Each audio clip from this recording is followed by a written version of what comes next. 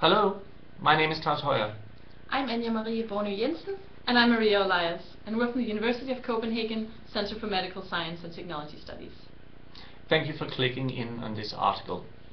It's an article about a phenomenon known as increasingly aggressive measures for organ procurement.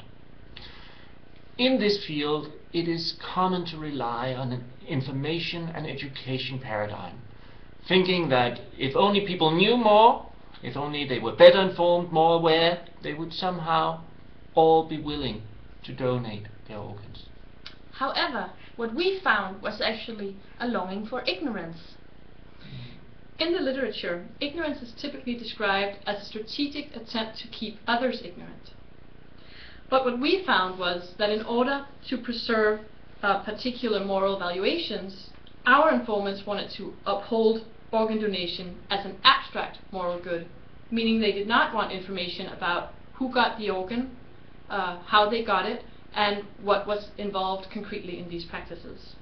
So in order to tell this story, we draw upon a combination of the sociology of ignorance and valuation studies. And we actually see the article as having a contribution to both these areas.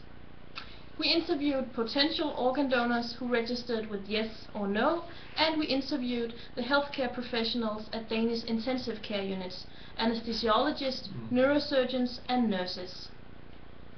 Our main contribution then is to go beyond this information and education paradigm in understanding the phenomenon of ever increasingly aggressive methods of organ procurement. What we show is that this field thrives as much on ignorance as it does on knowing. And actually, we do think that that point could be relevant for other areas of health policy, but also for medical ethics. Still, it has a most urgent relevance for the organ donation field.